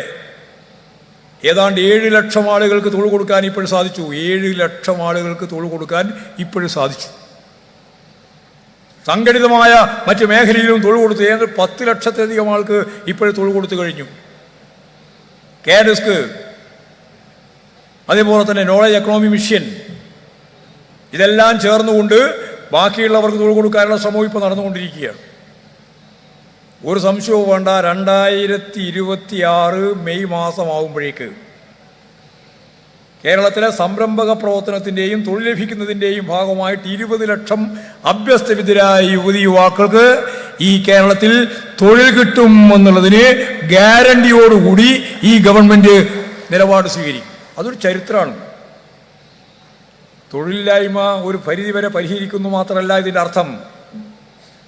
ഇന്നലെ വരെ തൊഴിലില്ലാതിരുന്ന 20 ലക്ഷം ആളുകൾക്ക് അവൻ്റെ വീട്ടിലേക്ക് ഒരു 20,000, 30,000, 40,000, 50,000 ഉറുപ്പിക കിട്ടുമ്പോൾ ആളോഹരി വരുമാനം ഇന്ത്യയിലെ റിക്കാർഡിലേക്ക് കേരളം മാറും.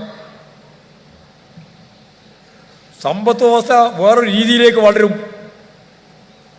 ഇന്ത്യയുടെ മറ്റു വിവിധ സംസ്ഥാനങ്ങളിൽ നിന്ന് വ്യത്യസ്തമായ ഒരു ചിത്രം, എല്ലാവർക്കും തൊഴിൽ ലഭിക്കാനുള്ള സാധ്യത.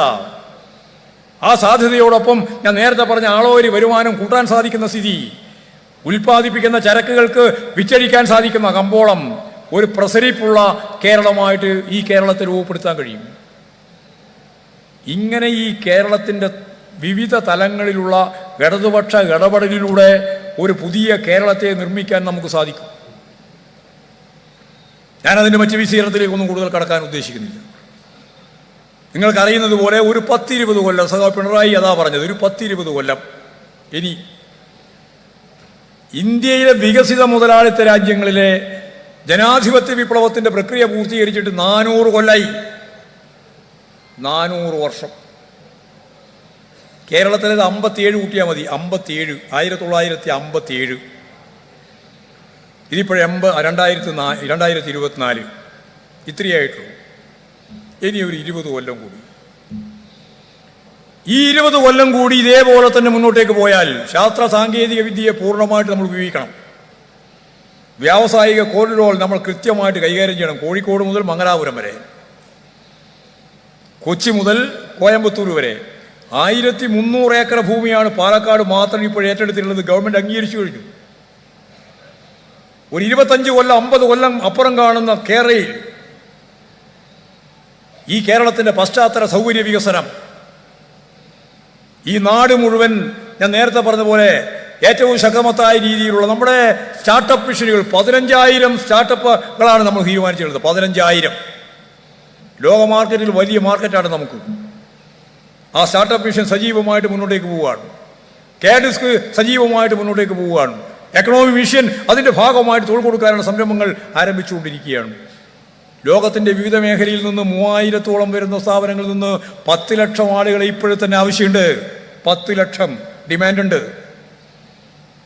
അവർ MA-ക്കാർ വേണ്ട, MSc-ക്കാർ വേണ്ട, BA-ക്കാരും BCom-കാരും വേണ്ട. അവർക്ക് വേണ്ടത് 1 മാസം, ചിലപ്പോൾ 2 മാസം, ചിലപ്പോൾ 6 മാസം, പരമാവധി 1 കൊല്ലം തൊഴിൽ നൈപുണ്യം നേടിയവരെ വേണം. അസാപ്പ് ഉൾപ്പെടെ, അതുപോലെ തന്നെ IT ഉൾപ്പെടെ, പോളിടെക്നിക്ക്, എഞ്ചിനീയറിംഗ് കോളേജ് തുടങ്ങിയിട്ടുള്ള മേഖലയിൽ നിന്ന് പരിശീലനം കൊടുക്കണം. 29 ലക്ഷം ആളുകൾ കേരളത്തിലുണ്ട്. അഭ്യസ്തവിദ്യരായ 40 വയസ്സിൻ്റെ താഴെയുള്ളവർ 29 ലക്ഷം. അത് കുറച്ചും കൂടി കൂടും. ആ 29 ലക്ഷത്തെയും പരിശീലിപ്പിക്കണം. അവരെ കൃത്യമായിട്ട് പോർട്ടൽ രജിസ്റ്റർ ചെയ്ത് ഈ തൊഴിൽ പരിശീലനം കൂടി കിട്ടിയാൽ ഇപ്പോഴും മാർക്കറ്റിൻ്റെ ഭാഗമായിട്ട് ഡിമാൻഡുള്ള 10 ലക്ഷത്തിനും ജോലി കൊടുക്കാൻ പറ്റും. 10 ലക്ഷത്തിന് ജോലി കൊടുക്കാം.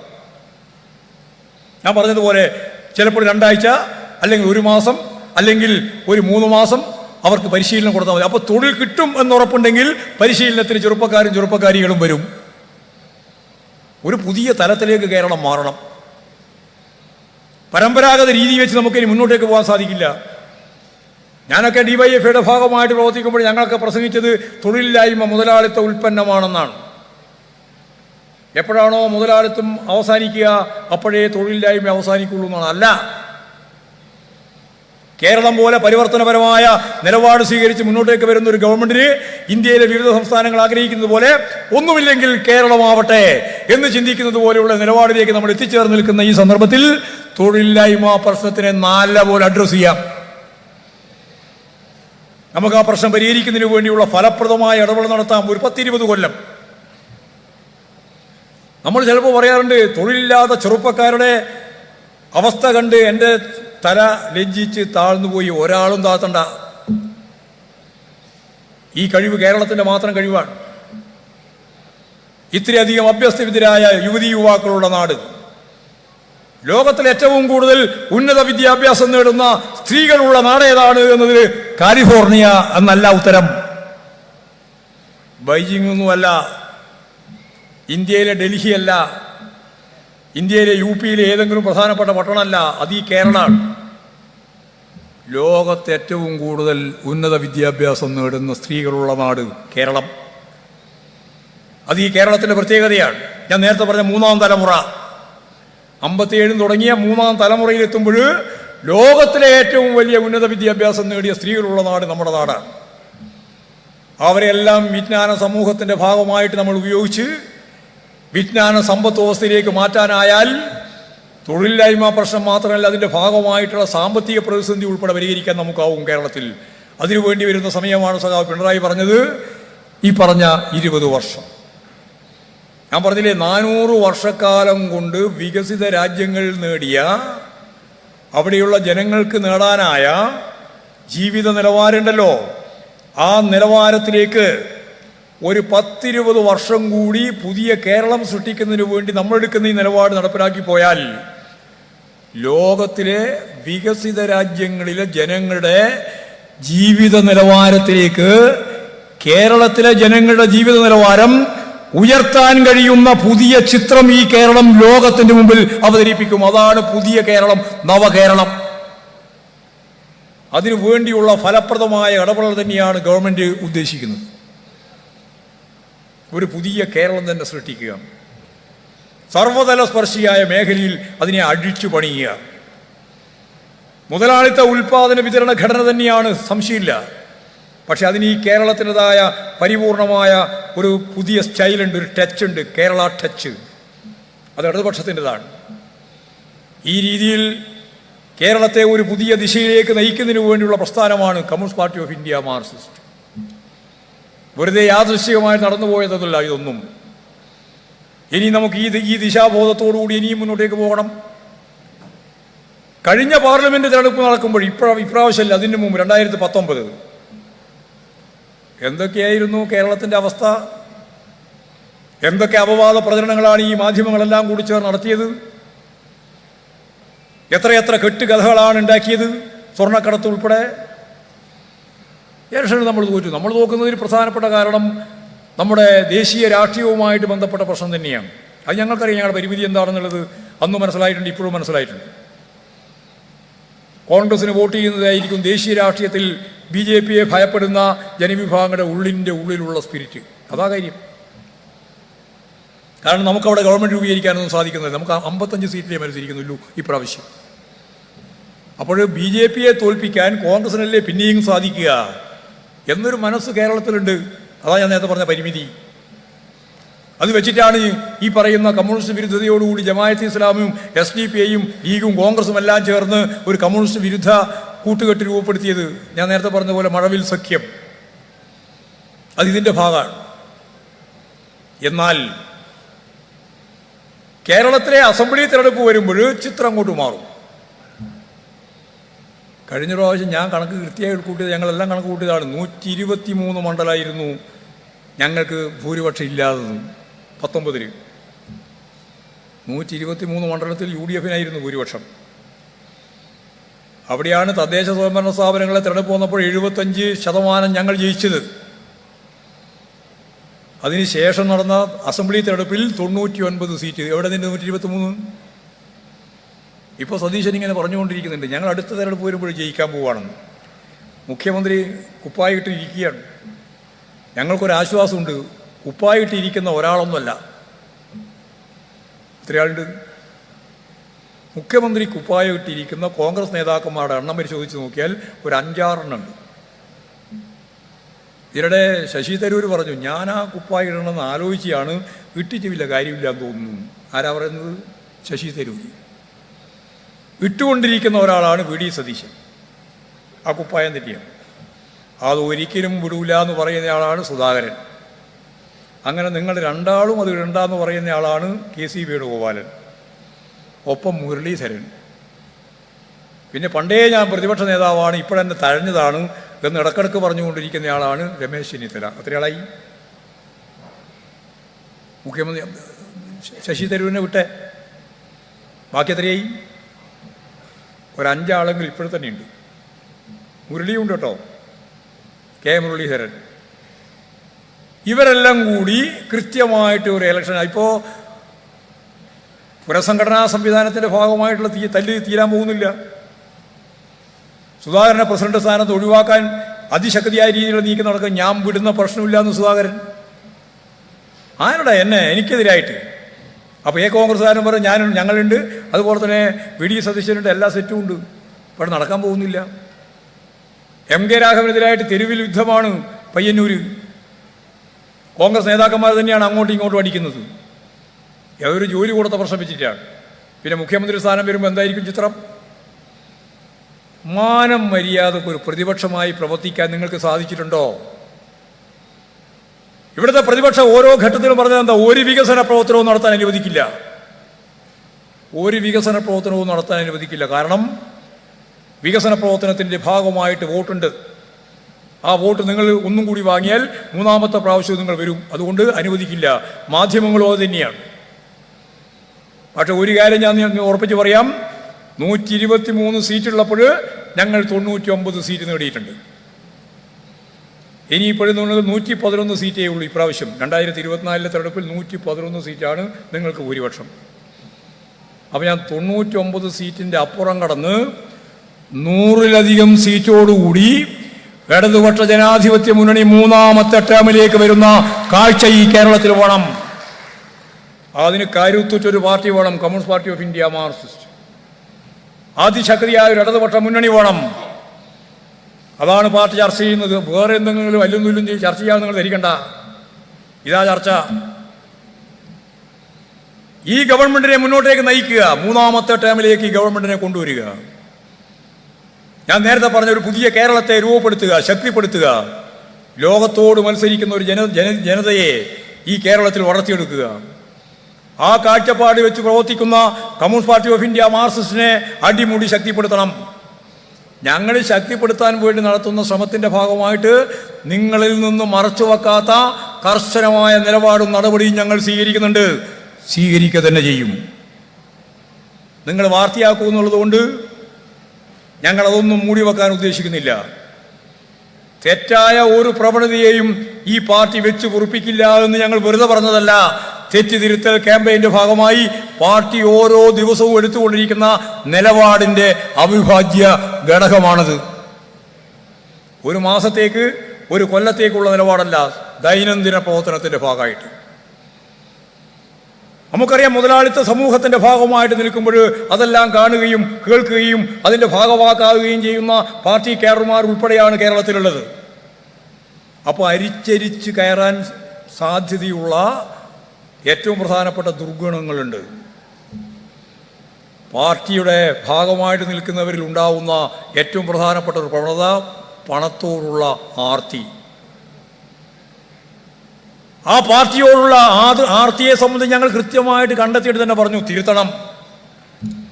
ഏതെങ്കിലും കേഡർമാർ അതിൻ്റെ ഭാഗമായിട്ട് മാറുന്നുണ്ടോ എങ്കിൽ തിരുത്തിക്കണം. ജനങ്ങൾ കൃത്യമായി സൂക്ഷ്മതയോടുകൂടി കണ്ടുകൊണ്ടിരിക്കുകയാണ്. ആ കണ്ടുകൊണ്ടിരിക്കുന്ന ജനങ്ങളുടെ മുമ്പിൽ 2 കാര്യം communist Party of India, Marxist മുന്നോട്ടേക്ക് വെക്കുകയാണ്. ഒന്ന്, മെറിറ്റ്. എൻ്റെ ഒപ്പം നിൽക്കുന്നു, അപ്പുറം നിൽക്കുന്നു, ഇപ്പുറം നിൽക്കുന്നു, ഞങ്ങളെല്ലാം കണ്ടുകൊണ്ടിരിക്കുന്നു. അങ്ങനെയല്ല. കഴിഞ്ഞ ഭൂതകാല പ്രവർത്തനത്തിൻ്റെ ഭാഗമായിട്ട് അദ്ദേഹം ഉയർത്തിപ്പിടിച്ച ശരിയായ രാഷ്ട്രീയ നിലപാടിൻ്റെ ഒപ്പം നടത്തുന്ന അദ്ദേഹത്തിൻ്റെ പ്രവർത്തനം മെറിറ്റ്. 2, കമ്മ്യൂണിസ്റ്റ് മൂല്യങ്ങൾ ഉയർത്തിപ്പിടിക്കാനുള്ള ഉദാത്തമായ നിലപാട്. ഈ രണ്ടുമല്ലാതെ മറ്റൊന്നും ഒരു തരത്തിലും മാനദണ്ഡമാവരുത്. കമ്മ്യൂണിസ്റ്റ് പാർട്ടിക്കകത്ത് ഏറ്റവും പ്രധാനപ്പെട്ട പ്രൊമോഷൻ ഉൾപ്പെടെയുള്ള കാര്യങ്ങൾ ഈ 2നെ മാത്രം അടിസ്ഥാനപ്പെടുത്തിയാവണം. ഒന്ന് മെറിറ്റ് അടിസ്ഥാനത്തിൽ, മറ്റൊന്ന് കമ്മ്യൂണിസ്റ്റ് മൂല്യങ്ങൾ ഉയർത്തിപ്പിടിക്കുന്നു എന്ന രീതിയിൽ. ഇതിനടിസ്ഥാനപ്പെടുത്തിയാണ് പാർട്ടി ശക്തിപ്പെടാൻ ഉദ്ദേശിക്കുന്നത്. അങ്ങനെ വരുമ്പോൾ ജീർണതയെല്ലാം കുടഞ്ഞു കളയേണ്ടി വരും. കുടഞ്ഞു കളയുമ്പോൾ ചില വാർത്ത വരും. പക്ഷേ പാർട്ടിയുടെ ആരോഗ്യം ശക്തിപ്പെടും. ആരെങ്കിലും പേര് നടപടിയെടുത്താൽ ആ നടപടിയുടെ ഭാഗമായിട്ട് പാർട്ടി അങ്ങനെ എന്തോ ആയിപ്പോകുന്നൊരു തെറ്റിദ്ധാരണയുള്ള പാർട്ടിയല്ല ഈ പാർട്ടി. ശരിയായ നിലപാട് സ്വീകരിച്ചുകൊണ്ട് ഈ പാർട്ടി മുമ്പോട്ടേക്ക് പോകും. തെറ്റായ നിലപാടിനെ ഈ പാർട്ടി അതിശക്തിയായിട്ട് ഒറ്റക്കെട്ടായിട്ട് എതിർക്കും. ശരിക്കു വേണ്ടിയുള്ള, ഞാൻ നേരത്തെ പറഞ്ഞതുപോലെയുള്ള തെറ്റുതിരുത്തൽ പ്രക്രിയ ഉടനീളം ഈ പാർട്ടിയുടെ ജീവിതത്തിലുടനീളം ആ പ്രക്രിയ തുടരും. ഞങ്ങൾ നടത്തുന്ന ഈ തെറ്റുതിരുത്തൽ പ്രക്രിയയെ തന്നെ പാർട്ടി വിരുദ്ധമാക്കാനാണ് ഈ മാധ്യമങ്ങൾ ശ്രമിച്ചുകൊണ്ടിരിക്കുന്നത് എന്ന് അവരെ പത്രസമ്മേളനത്തിൽ ഞാൻ പറഞ്ഞു. ഞങ്ങൾ നടത്തിക്കൊണ്ടിരിക്കുന്ന തെറ്റുതിരുത്തൽ പ്രക്രിയയുടെ ഭാഗമായിട്ട് ഞങ്ങൾ എടുത്തുകൊണ്ടിരിക്കുന്ന ചില നിലപാടുകളും നടപടികളും അത് കമ്മ്യൂണിസ്റ്റ് വിരുദ്ധ ആശയം ഉൽപ്പാദിപ്പിക്കാൻ വേണ്ടി നിങ്ങൾ ഉപയോഗിക്കുകയാണ്. അതിനെ തിരിച്ചറിയാൻ ഈ പാർട്ടിക്കാവും. നിങ്ങളിത് പറയല്ലോ എന്ന് വിചാരിച്ചിട്ട് മൂടി വെക്കാൻ ഞങ്ങൾ ഉദ്ദേശിക്കുന്നില്ല. ഉണ്ടായ എല്ലാ സ്ഥലങ്ങളിലും ഞങ്ങൾ ഇടപെട്ടിട്ടുണ്ട്, ഒരൊറ്റ ഒന്നൊഴിയാതെ. ഇനിയും ഇടപെടും. പാർട്ടി അടിമുടി ഇടപെടും. തെറ്റായ ഒരു പ്രവണതയെയും വെച്ച് പൊറിപ്പിക്കില്ല. ആ രീതിയിൽ പാർട്ടി ജീർണതയുടെ ഒപ്പമല്ല, ജീർണത പൂർണ്ണമായിട്ടില്ലായ്മ ചെയ്യുന്നതിന് വേണ്ടിയുള്ള പോരാട്ട വീതിയിലാണ് ഈ പാർട്ടിയുള്ളത്. അത് തന്നെയാണ് ഇവിടെ കരുനാഗപ്പള്ളിയിലും ഉണ്ടായത്. കരുനാഗപ്പള്ളിയിലുണ്ടായ സംഭവങ്ങളെ ഞങ്ങൾ വിശദമായിട്ട് പരിശോധിച്ചു. അതിൻ്റെ ഭാഗമായിട്ടാണ് അവിടെയുള്ള ഒരാളെയും ഉൾപ്പെടുത്താതെ ഈ ജില്ലയിലെ ഏറ്റവും പ്രമുഖമായ രീതിയിൽ സംഘടനാ പ്രവർത്തനം നടത്തി നല്ല എക്സ്പീരിയൻസ് ഉള്ള കേഡർമാരെ വെച്ച് ഞങ്ങൾ അഡ്ഹോക് കമ്മിറ്റി ഉണ്ടാക്കിയത്. അവിടെയുള്ള ആരെയും എടുത്തിട്ടില്ല. ഇന്ന് ജില്ലാ കമ്മിറ്റി രൂപീകരിച്ചപ്പോൾ അവിടെയുള്ള ഒരു ജില്ലാ കമ്മിറ്റി മെമ്പറെയും ഞങ്ങൾ ഉൾപ്പെടുത്തിയിട്ടില്ല. ഒരാളെയും ഉൾപ്പെടുത്തിയിട്ടില്ല. സമ്മേളനം നടക്കുന്ന സംസ്ഥാനം സമ്മേളനം നടക്കുന്ന കേന്ദ്രം തന്നെയാണിത്. ഒരാളെയും എടുത്തിട്ടില്ല. നേതാവാണ് എല്ലാറ്റിൻ്റെയും അവസാന വാക്ക് ധരിക്കേണ്ട ജനങ്ങളാണ്. ജനങ്ങളുടെ പാർട്ടിയായി ഈ പാർട്ടി. ജനങ്ങളുടെ താല്പര്യമാണ് ഈ പാർട്ടി ഉയർത്തിപ്പിടിക്കുക. ഈ പാർട്ടിയെ ശരിയായ ദിശയിലേക്ക് നയിച്ചത് ജനങ്ങളാണ്. ആ ജനങ്ങളുടെ താല്പര്യത്തോടൊപ്പം ഈ പാർട്ടി മുമ്പോട്ടേക്ക് പോകും. ശരിയായ ദിശാബോധത്തോടുകൂടി ഈ പാർട്ടിയെ മുന്നോട്ടേക്ക് നയിക്കും. തെറ്റായ പ്രവണതയെ ഞാൻ നേരത്തെ പറഞ്ഞ പോലെ മൂടിവെക്കില്ല. ഓരോന്നും കൃത്യമായിട്ട് തിരുത്തിക്കൽ പ്രക്രിയക്ക് വേണ്ടി ഞങ്ങൾ ഉപയോഗിക്കും. അത് കമ്മ്യൂണിസ്റ്റ് വിരുദ്ധമായ രീതിയിൽ നിങ്ങൾ എത്രത്തോളം മുമ്പോട്ടേക്ക് വന്നാലും നിങ്ങൾക്ക് രക്ഷയുണ്ടാവില്ല. ഇപ്രാവശ്യം ഇവിടെ നടക്കാൻ പോകുന്ന സംസ്ഥാന സമ്മേളനം പാർട്ടിയുടെ ചരിത്രത്തിലൊരു പുതിയ അധ്യായമായിരിക്കും. കാരണം കുറേ കാലമായിട്ട്, പതിറ്റാണ്ടുകളായിട്ട് കേരളത്തിലെ പാർട്ടി വിഭാഗീയതയുമായിട്ട് ബന്ധപ്പെട്ടാണ് മുന്നോട്ടേക്ക് പോയത്. അതിൻ്റെ നല്ല ക്ഷീണം അനുഭവിച്ച പാർട്ടിയാണ് CPIM കേരളത്തിൽ. അത് പൂർണ്ണമായിട്ട് ഒഴിവായി. വിഭാഗീയമായ ചേരിതിരിവില്ലാതെ അങ്ങിങ്ങായി ഉണ്ടാകുന്ന പ്രശ്നങ്ങളെല്ലാം പൂർണ്ണമായി അപ്പപ്പോൾ തന്നെ ഇടപെട്ട് പ്രശ്നം പരിഹരിച്ച് നടക്കാൻ പോകുന്ന സംസ്ഥാന സമ്മേളനം അത് ഈ രാജ്യത്തിന് നൽകുന്ന സന്ദേശം. പിണറായി പറഞ്ഞ ഒരു 20 വർഷം കഴിയുമ്പോൾ ലോകോത്തരമായ രീതിയിലുള്ള സമൂഹത്തെ സൃഷ്ടിക്കാൻ, കമ്മ്യൂണിസ്റ്റ് മൂല്യങ്ങൾ ഉയർത്തിപ്പിടിക്കാൻ, മെറിറ്റ് അടിസ്ഥാനത്തിൽ ഈ പാർട്ടിയെ മുന്നോട്ടേക്ക് നയിക്കാൻ കേൾപ്പുള്ള 10,000-കണക്കിന് കേഡർമാരെ രൂപപ്പെടുത്തി മുമ്പോട്ടേക്ക് പോകാനുള്ള ശ്രമമാണ് ഞങ്ങൾ ഈ പാർട്ടി സമ്മേളനത്തിന്റെ ഭാഗമായി, പാർട്ടി കോൺഗ്രസിന്റെ ഭാഗമായി നടത്തിക്കൊണ്ടിരിക്കുന്നത്. ഞങ്ങൾ ചിലപ്പോൾ തോറ്റിട്ടുണ്ട്. തോറ്റാൽ അപ്പോ ക്ഷീണം, ജയിച്ചാലോ ഭയങ്കര ആവേശം. ജയിച്ചാൽ ആവേശപ്പെടുകയും തോറ്റാൽ നിരാശ കൊണ്ട് പണി തന്നെ അവസാനിപ്പിക്കുകയും ചെയ്യുന്ന പാർട്ടിയല്ല CPIM. ഞങ്ങൾ എത്ര പ്രാവശ്യം തോറ്റിട്ടുണ്ട്. ചിലപ്പോൾ നമ്മൾ സഹാക്കൾ മുദ്രാവാക്യം വിളിക്കാറുണ്ട്, തോറ്റ ചരിത്രം കേട്ടിട്ടില്ല. തോറ്റ ചരിത്രമാണ് ഏറ്റവും കൂടുതലുള്ളത് കൊടുത്ത പത്രത്തിൽ. ഞങ്ങളുടെ ചരിത്രത്തിൽ തന്നെ തോറ്റ ചരിത്രമാണ് ഏറ്റവും കൂടുതൽ. വർഗസമരത്തിൻ്റെ ചരിത്രം അതാണ്. ആ വർഗസമര ചരിത്രത്തിൻ്റെ ഭാഗമായിട്ട് ഞങ്ങൾ മുന്നോട്ടേക്ക് പോകും. ഞങ്ങൾ ഏതെങ്കിലും ഉട്ടോപ്യൻ സമീപനത്തിൻ്റെ ഭാഗമായിട്ടല്ല. സമ്പന്നർ കൂടുതൽ സമ്പന്നരാവുകയും ദരിദ്രർ കൂടുതൽ ദരിദ്രരാകുകയും ചെയ്യുന്ന മുതലാളിത്ത പ്രതിസന്ധി ലോകത്താകെ. ആ പ്രതിസന്ധി ഇന്നല്ലെങ്കിൽ നാളെ അവസാനിക്കും. ഇന്നല്ല എന്ന് പറഞ്ഞാൽ ഇന്നല്ല, ചിലപ്പോൾ 10 കൊല്ലോ 100 കൊല്ലോ ഒക്കെ എടുക്കും. സാമൂഹ്യ പരിവർത്തനം ഒരു കൊല്ലം കൊണ്ട് സംഭവിക്കുന്നല്ല. 50 ലക്ഷം മുതൽ 80 ലക്ഷം വരെ വർഷത്തെ പഴക്കമുണ്ട് ഈ മനുഷ്യകുലത്തിന്. 50 ലക്ഷം മുതൽ 80 ലക്ഷം വരെ പഴക്കമുണ്ട് ഈ മനുഷ്യകുലത്തിന്. ആ മനുഷ്യകുലം പിന്നിട്ട് വന്ന ഒരുപാട് സാമൂഹ്യ വ്യവസ്ഥകളുണ്ട്. അത് ആയിരക്കണക്കിന് ലക്ഷക്കണക്കിന് വർഷമായിരുന്നു ആദ്യഘട്ടം. പിന്നീട് അത് ചുരുങ്ങി വന്നു. ഈ മുതലാളിത്തത്തിൻ്റെ കൃത്യമായിട്ടുള്ള പ്രതിസന്ധിയെ മാർക്സ് അളന്നു തൂക്കി വ്യക്തമാക്കി. ഇത് അവസാനിച്ചേ തീരൂ. ഇത് അവസാനിപ്പിക്കുന്ന വർഗം ഏതാണ്? നിങ്ങളെ കണ്ണിൽ കാര്യമായ ശേഷിയോ കഴിവോ ഒന്നുമില്ലാത്ത, എന്നാൽ ഉൽപ്പാദിപ്പിക്കുന്നത് അവരുടെ ഭാഗമായിട്ടാണ് അധ്വാന ശേഷി അടിസ്ഥാനപ്പെടുത്തിയാണ് അധ്വാന വർഗം. അവർ ഈ സമ്പദ് വ്യവസ്ഥയെ മാറ്റിമറിക്കുക തന്നെ ചെയ്യും. ഈ ഭരണകൂട സംവിധാനത്തെ മാറ്റിമറിക്കുക തന്നെ ചെയ്യും. അധ്വാനിക്കുന്ന മനുഷ്യൻ്റെ അധ്വാന ശേഷിയുടെ വില മാത്രം കൊടുത്ത് അധ്വാനം കവർന്നെടുക്കുന്ന മുതലാളിത്തം മിച്ചമൂല്യ സിദ്ധാന്തത്തിലൂടെ നിങ്ങൾ തടിച്ചു കൊഴുക്കുമ്പോൾ ഉൽപാദന ഉപാധികളുടെ സ്വകാര്യ ഉടമസ്ഥതയെ തന്നെ മാറ്റി ഉൽപാദനോപാധികളുടെ പൊതു ഉടമയിലേക്ക് ഈ ലോകത്തിന് മാറാതിരിക്കാൻ പറ്റില്ല. അതാ സയൻസ്. ഈ ശാസ്ത്രം അടിസ്ഥാനപ്പെടുത്തിയിട്ടാണ് സാമൂഹ്യ ശാസ്ത്രം, മനുഷ്യ സമൂഹത്തെ മുന്നോട്ടേക്ക് നയിക്കാനുള്ള ശാസ്ത്രം. അതാണ് കമ്മ്യൂണിസ്റ്റുകാർ വിശ്വസിക്കുന്ന ഏറ്റവും പ്രധാനപ്പെട്ട വിപ്ലവത്തിൻ്റെ സമീപനം. ഈ വിപ്ലവപരമായ ഉള്ളടക്കത്തോടുകൂടി ഈ സമൂഹത്തെ പ്രവർത്തിപ്പിക്കാൻ, പുനരാവിഷ്കരിക്കാൻ, ഒരു പുതിയ തലത്തിലേക്ക് ഇതിനെ ഉയർത്തിക്കൊണ്ടുവരാൻ കമ്മ്യൂണിസ്റ്റുകാർക്ക് ബാധ്യതയുണ്ട് എന്ന് ശാസ്ത്രീയമായി അംഗീകരിക്കുന്ന കമ്മ്യൂണിസ്റ്റ് പാർട്ടിയുടെ ഭാഗമാണ് ഞങ്ങൾ ഓരോരുത്തരും. നിരാശ കമ്മ്യൂണിസ്റ്റ് പാർട്ടിയുടെ ഭാഗമേ അല്ല. അതാ ഞാൻ പറഞ്ഞത്, പാർലമെന്ററി പ്രവർത്തനത്തിന്റെ ഭാഗമായിട്ടോ ഏതെങ്കിലും പ്രവർത്തനത്തിന്റെ ഭാഗമായിട്ടോ ഉണ്ടാവുന്ന ഏതെങ്കിലും തിരിച്ചടിയോ അല്ലെങ്കിൽ ഏതെങ്കിലും മുന്നോട്ടേക്കുള്ള കുതിപ്പോ അതിൽ ആഹ്ലാദപൂർവ്വം പിന്നീട് വിഷമകരമായ സ്ഥിതി ഞങ്ങൾക്കില്ല. പാർട്ടി ശരിയായ ദിശാബോധത്തോടുകൂടി പാർട്ടി കേരളത്തിലെയും ഇന്ത്യയിലെയും പാർട്ടിയെ നയിക്കും. ചിലപ്പോഴും നല്ലപോലെ മുന്നോക്കം പോകും, നല്ലപോലെ കുതിച്ചു വരികയും ചെയ്യും. ശ്രീലങ്കയിൽ 3 സീറ്റേ ഉണ്ടായിരുന്നുള്ളൂ അവിടുത്തെ പാർട്ടിക്ക്. അവരാണിപ്പോൾ 2 ഭാഗം ഭൂരിപക്ഷം നേടിയ പാർട്ടിയായിട്ട് മാറിയത്. കമ്മ്യൂണിസ്റ്റുകാരൻ അവിടുത്തെ പ്രധാനപ്പെട്ട പദവിയിലേക്ക് പ്രസിഡന്റായിട്ട് വരുന്ന ചിത്രം ഇതൊക്കെ വരാൻ സാധ്യതയുള്ളതാണ്.